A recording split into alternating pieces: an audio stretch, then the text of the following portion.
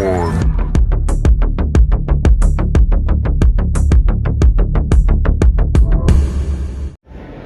Pound for Pound Boxing, proudly sponsored by Bravose, here with the man savagedan in Croydon. How's it going, man? I love this place, you know. Do you know how many times I've been on this stage?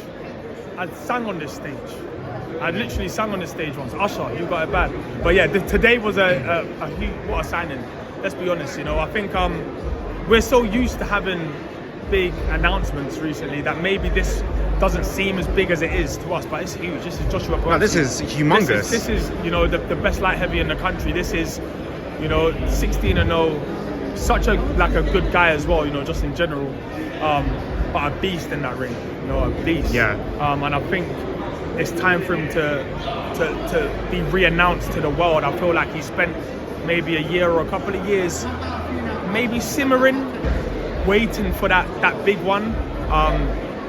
And he obviously thinks that we are the ones to do it for him. I think that boxer can be the perfect springboard onto a big profile, big fights, big nights, world titles. 100%. When the email came out, announcement coming today, a lot of people were like, who could it be? And I thought, you know what, boxer, they're going to be on today. Huh? You got the email today? No, we got the email over the weekend. Okay, yeah. And I was like, you know what, boxer's going to be on smoke. When I saw you come in with black Air Forces, I knew it. I thought, they're the Supreme ones. I thought about it when I put them on. I was like, this is war. Yeah. This is war. That's I had it. to wear the black Air Forces. That's it. Even the Supreme ones, just in case people started getting worried. But we mean business. We mean business. I think we are now putting ourselves in a very good position in the two best divisions, definitely on the British scene. So yeah, it's really good. And you know, like Ben said it over and over again, like he is over the moon to have Joshua Buatsi. Everyone wanted him. Everyone wanted him. Who wouldn't? Even Frank Warren admittedly said, I wanted to sign him. He didn't want to. And this is the perfect platform, and Sky Sports, and it makes sense. And you know what? It doesn't alienate him from anywhere. You know, we're willing to work. We've worked with everyone already. We've worked with Top Rank in the States. We've worked with BT Sport. We've worked with Matchroom. We've worked with them all. It doesn't. Let me just ask you. Let me ask you a question. So, if after one or two fights, Frank Warren contacts Ben, let's do the Yarde fight, boxer will be willing to negotiate for that, or be willing to speak? Of course, it makes sense. How many of our fighters have fought their fighters anyway? We're yet to get a win over him, I think. Okay. You know, we've had Echo and Chris. We've had Parker and Joyce. Yeah. We've worked with them before. We are not the promotion that is going to be like, no, we can't do it, and we can't go over there, or we can't go on their show. Obviously, Ben is known for this. He's coming, and the reason he's done so well in 18 months is because he has worked with other promoters, and he has been willing to sit there and maybe be a bit more fluid and flexible. So 100%, you know, I'm a fan. I'm a boxing fan. I wanted to see Joshua Yarde for years. Yeah, 100%. You know, and maybe it's not the same as it was before he fought Kovalev, because you know they were almost being yardstick. And it was like more of a someone's O's got to go as well at the same time. So now Joshua still has his O. Yarde has obviously stepped up twice, lost twice, but lost the absolute top. So now there is still that question of who is better. Of course, it is still a very relevant fight. Where do we see him and Dan Aziz in the future? Can we see that? I think we see everything.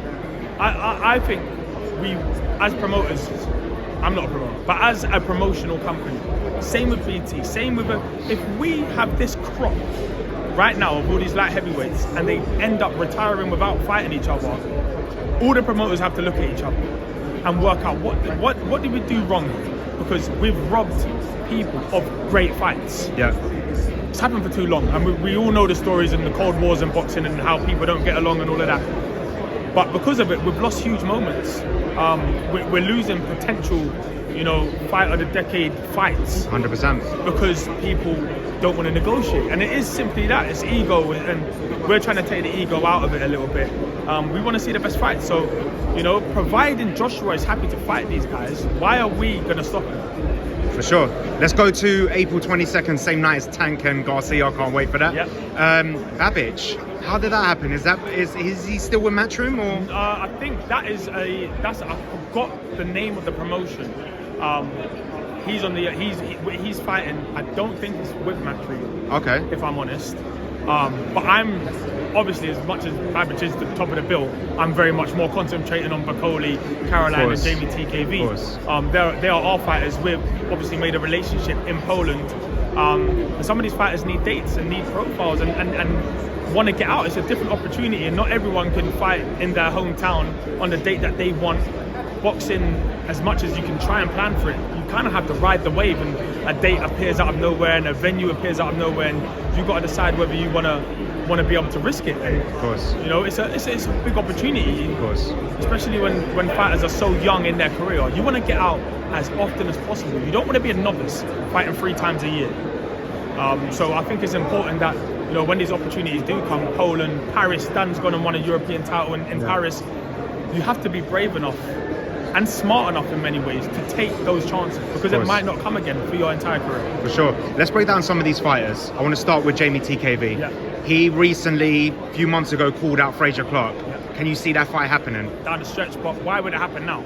I mean, my advice to both of them would be, at least do it when there's something on the line and a bit more money and a bit more attention on it. Anyone who's in boxing already knows it's a good fight and that there's tension, but not everyone else knows, you know. And so I think it's one of those things that a lot of these fights will happen, can happen, but you've got to put them in the oven for a little bit, let them marinate, let them really develop. Some of the best fights we've seen is because there's been tension between 2 fighters that have stemmed 10 years. Khan Brook. Yeah. It was a 10-year one. Yes, it might have been a little bit too late, but I think it was perfect. It was a great fight. It was perfect. Yeah, great fight, and the build-up. You know, you've got such a big story. You know, not every day can it be, oh, me and him have had a problem yesterday, let's fight next week. At least give it time to really grow into what it can be. So yeah, I think we do see that fight, but I think by the time we see it, there'll be a lot more on the line. For sure. Caroline Dubois, it's hard to find her an opponent. I think the perfect opponent for her would be Rihanna Dixon for the Commonwealth title. She just won that last weekend. Would you be open for that? We would be open for anything. I think the problem isn't finding opponents for her to agree to. The problem is finding the opponents to agree to fight Caroline. You know, she's very, very dangerous. Hits very, very hard. She's getting better each fight. And she could go up as well, right? She can go up. Sandy Ryan? They're all on the radar. It's just that she's only had a few fights. You know, she debuted. She was, she was at Sky when we first announced our partnership with Sky. Still very young, so much to learn. She's not in her prime, which is scary. Technically, just superb. So, yeah, all of these fights and all of these fighters we're naming, they're all 6, 7, 8, 9, and 0, even less. Yeah. And you know, even look at Adam Azim. They're still babies in many respects, but because they're so good, we're wanting to push them on. I think the difficult part is working out where we get them fights that don't push them on too far. Because once you go to world level, you're there. That's it. That's it. That's where you stay for the rest of your career. And you don't have to do it when you're young and when you're not necessarily naive, but you're a novice. So everyone's going to get there eventually. I know everyone's in a rush.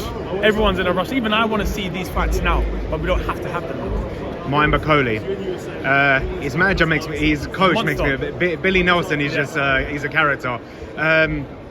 You know, a lot of people have called him out. So over the weekend in Paris, he said in sparring, he dropped Dubois and Usyk as well. Twice, yes. So who can we see next? Because the person that keeps calling out Bakole, and I think it makes sense, is the rematch with Michael Hunter. It does make sense. I mean, there are loads of fights for Bakole that make sense. I think he's one of the most avoided because he's such a big, strong unit. Obviously, does extremely well in sparring. Before his signing to box up, why would you fight him? Because it's a very risky fight and very little reward. You don't get anything from it. I mean, the fighters we're talking about will be ranked higher than him. Most of them, I'm guessing, will rank higher than him. It's not like you get absolutely loads of money for fighting him. Yeah. You don't get a huge profile before, but now if you could do it at 9 p.m. on a Saturday night on Sky Sports, there's your draw.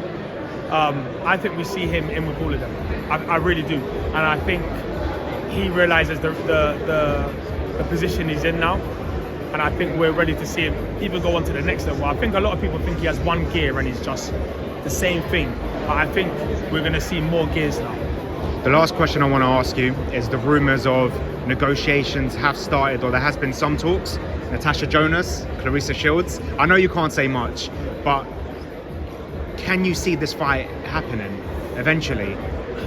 I think maybe. Honestly, it's such a crazy fight because, mate, Natasha went up 3 divisions. Yeah. Won world titles. I mean, everyone thought she'd probably come back down. Yeah. And fight out, and she's stuck up there. You know, she feels comfortable up there. But Clarissa Shields is a big girl. Yeah. But Natasha Jonas is really good. Really good. It's a fight I want to see, but I'm not sure why I want to see it, because I know all the physical advantages are to Clarissa Shields. Yeah. But it's a huge fight, and I want to see Natasha achieve everything she wants to achieve. 100%. She was there was actually a risk of her retiring with no world title. That would have been a tragedy. That would have been a tragedy in boxing. She went and picked up 3 in 12 months, That's pretty it. much. So now she realizes that she can do anything. She can actually do anything. And would I be absolutely shocked if she went and beat Clarissa Shields? Maybe not. She's done over big girls. Now we are talking about the growth, of course, but you have to test yourself. You have to test yourself. So we'll see what happens. You're a fellow Chelsea fan like myself. Last question. Well, couple questions is, after the 3 wins on the dot, where can you see our season going? It's all about the Champions League. I'm not worried about Europe. I don't think we can put a big enough run together to claim top 4. I'd be astounded if we can. But I think we were poor for so long that will cost us our Premier League season. Yeah. I think if we want to be in the Champions League next year, we have to win it this year. But luckily, we did it already. We've been in that position. Yeah. We finished 6th. We were in the Champions League final, and we found a way. Beat Munich. Listen, we've had a worse team on paper than this one here. We won the Champions League with Ryan Bertrand, so no offense. Wing. Yeah, no offense to the guy, but we won it with him. Yeah. So yeah. Look, if there's one team that knows how to do it when the chips are all against you, when your back's against the wall, is Chelsea. And we never ever do things the easy way. Yeah. And we always sack a manager and win the Champions League in the same season after having a horrendous. It makes sense. So let's sack him now. No, we've already had our sacking this season. Well, yeah, I guess so. Yeah, we've already had I our guess so. sacking. So Yeah, I really, guess so. we're bang on cue. Okay. To go and win the Champions League. I expect us to win it. I'll be honest. Who do you want in the draw? What date is that? You know, let me book my flight to Istanbul now. I should probably book it. May 26th, 20 something. It's May something. It better not be May 27th.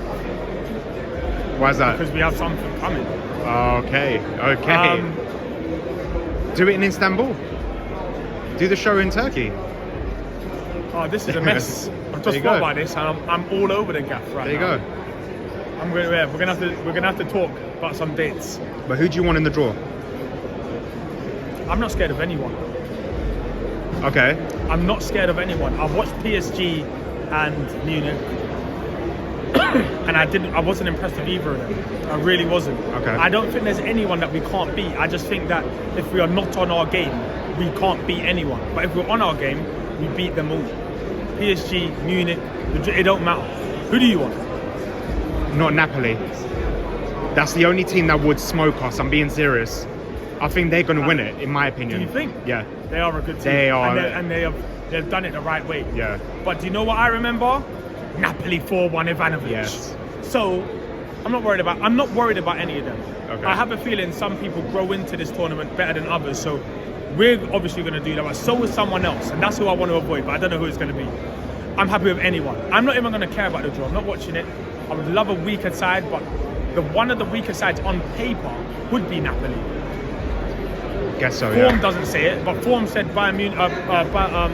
Dortmund, we couldn't beat them. They're just flying. Doesn't matter. We're good enough to beat any team. We'll talk about it at the end of the season. That's it. Savagedan, always a pleasure, bro. Always.